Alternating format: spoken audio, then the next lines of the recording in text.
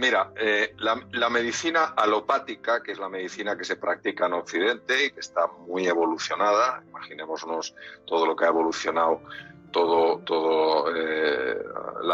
la cirugía, la radioterapia, la quimioterapia, toda la farmacología, etcétera, está siempre dirigida a atacar a la gente que daña, sea una bacteria, utilizas antibióticos, sea un virus, como está ocurriendo ahora, pues utilizando algunos medicamentos que tenga algún tipo de reacción cruzada que evite que el virus utilice su corona para entrar en las células, etcétera, etcétera. Pero siempre es así. Hay un tumor, pues los cirujanos tenemos que entrar para extirpar el tumor, luego en algunos casos hay quimioterapia, hay radioterapia, y todo esto está dirigido a destruir el tumor.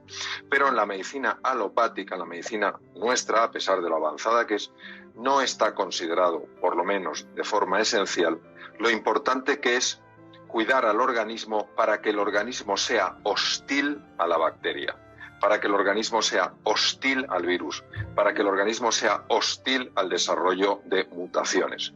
Por ejemplo, nosotros tenemos un sistema inmune y ese sistema inmune no solamente es el encargado de defendernos de las bacterias o de los virus.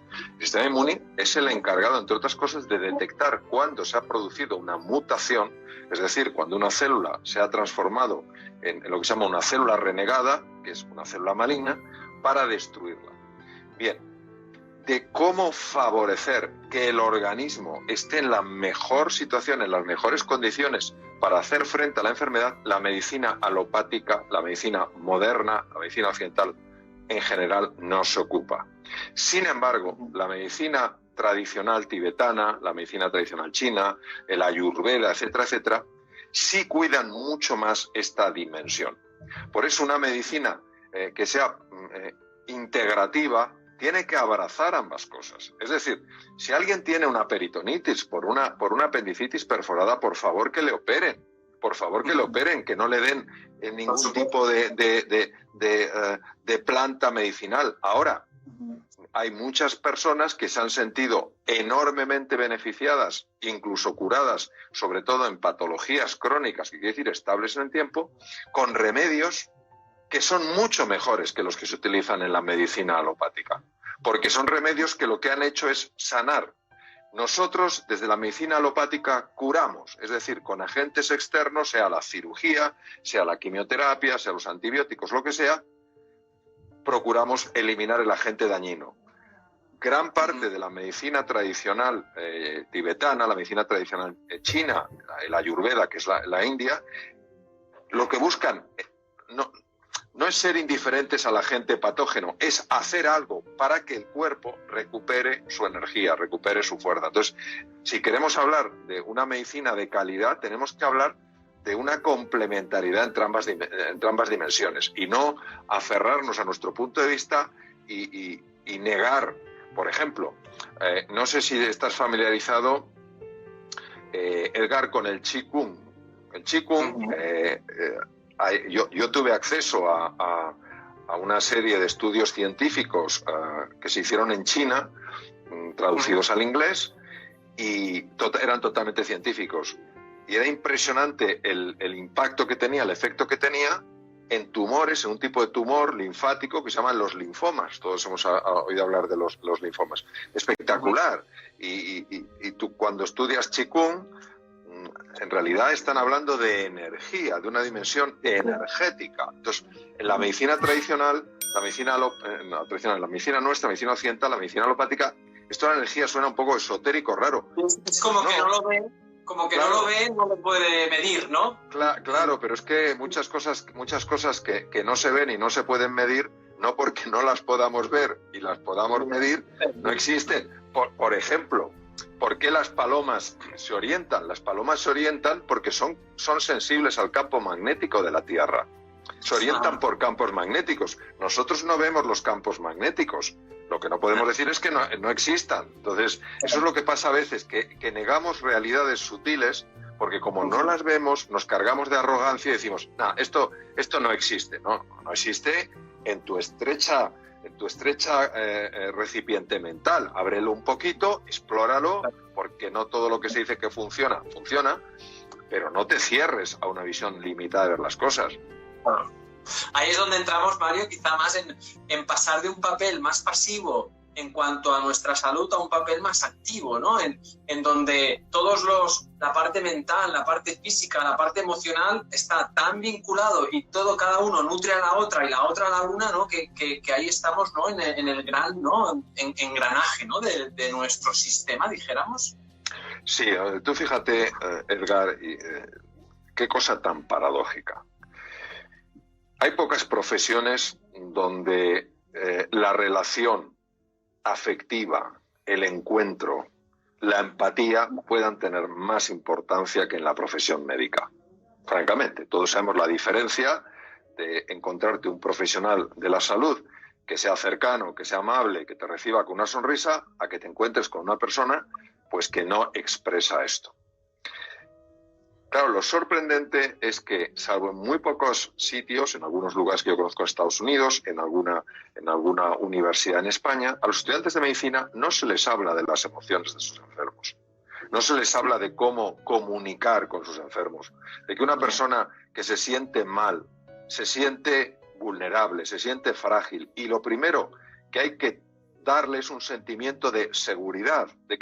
Y claro, la seguridad la encontramos cuando hallamos afecto, cuando hallamos comprensión, cuando hallamos esa relación. Entonces, sigue sin existir en la mayor parte de las facultades de medicina. ¿Por qué?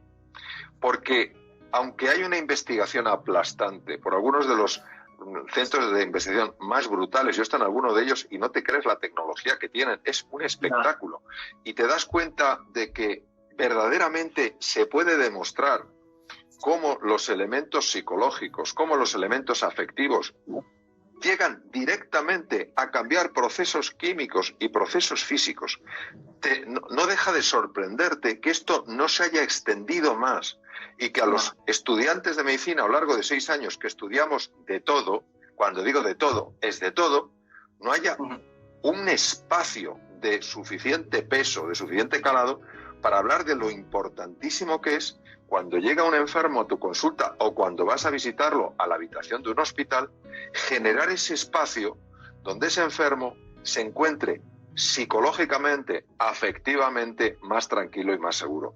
¿Qué vivimos? Vivimos un paradigma, que paradigma viene del griego, quiere decir forma de ver, muy limitado, y cuesta mucho abrir este paradigma porque, fíjate, yo he dado hace no mucho di una conferencia para algunos de los mejores neurólogos de España. Eran 90 neurólogos. El nivel de neurología en España es espectacular. Realmente el nivel de los profesionales sanitarios, médicos en España es absolutamente, te lo digo porque yo he vivido en Estados Unidos, ejercido cirugía en Estados Unidos, es absolutamente comparable a los mejores países del mundo. Y yo les hablé del impacto de las emociones en el cerebro, el impacto de las emociones en la salud, y la verdad es que vi un interés por parte de ellos enorme. Realmente no es que estén cerrados, es que si nadie les habla de eso, pueden saber mucha neurología, de hecho seguro que saben mucha más neurología que yo, pero al desconectar la neurología, la parte anatómica, la parte fisiológica con la parte anímica, se pierde un recurso importantísimo. Claro. No, es que ya sabemos, sabe que una gran parte de las patologías actuales degenerativas tienen un trasfondo emocional, ¿no? Llámese ansiedad, llámese estrés, ¿no? Llámese todo ¿no? Esta epigenética en la que el ser humano occidental actual está envuelto, ¿no? Y todo esto, ¿no? Tener consideración sobre ello, creo que es una de las grandes vías, ¿no? de profundizar, ¿no? Y de estar ahí madurándolas. Es así, pero hasta puntos difíciles de creer. De hecho, yo a estos neurólogos les hablé de una enfermedad que ellos conocen bien, que es la esclerosis múltiple. Es un proceso, es una enfermedad degenerativa que afecta pues, a lo que es la mielina, que es una capa que rodea, muy sofisticada, que rodea el axón. El axón es por donde la neurona emite su señal y que la produce una célula que se llama el oligodendrocito. El oligodendrocito es una célula preciosa, va haciendo como una especie de envoltura, eso es la mielina, y lo que hace es que la velocidad del impulso, o sea, el impulso eléctrico, en lugar de ir de forma lineal, va dando saltos por lo que se llaman los nódulos de Rambier. Entonces, cuando esa capa de mielina se va destruyendo, la velocidad es mucho más lenta y vemos a personas muy jóvenes que están padeciendo esclerosis múltiple. Bien, pues se sabe, por ejemplo, que el simple hecho de la gestión mental a través de una práctica que se llama el mindfulness reduce tanto la intensidad de los brotes, es decir, la gravedad de los brotes, como la frecuencia de los brotes. Es una enfermedad que afecta por brotes. Se han hecho estudios, por ejemplo, en enfermedades degenerativas como el Parkinson. La enfermedad de Parkinson existe no se segrega un neurotransmisor que se llama la dopamina. La dopamina la produce la que se llama la sustancia negra del mesencéfalo y produce menos. Bueno, se han hecho estudios donde la persona de alguna manera ha utilizado su imaginación para crear dopamina. Y esto, bueno, qué tontería, qué chora. Pues no, pues han aumentado los niveles de dopamina. Y de, pero ¿cómo es posible? Si las neuronas no producen, las neuronas sustancia negra no están produciendo dopamina, pues porque hay mucho por explorar. Es decir, el ser humano se sabe dónde comienza, pero no se sabe dónde termina. Yo creo que el ser humano es mágico. O sea, yo creo que hay dimensiones tan hermosas de la realidad, tan fascinantes de cada persona, sin ninguna excepción, que esa confusión, es decir, ¿cómo es posible? No debe llevarnos al enfado, esto no puede ser, sino a la admiración, a la gratitud, al deseo de explorar. Es decir, ¿qué hay en la imaginación humana que sea capaz de crear una realidad que parece imposible? Y claro, esta apertura es muy importante desde mi punto de vista, no solo que la tengan todas las personas, sino que la tengamos los hombres de ciencia, los hombres que amamos a la ciencia, porque la ciencia en el fondo lo que ha de buscar no es sostener como sea un punto de vista. Lo que tiene que ser es descubrir cuál es el punto de vista que más nos acerca a la realidad, que más nos acerca a la verdad.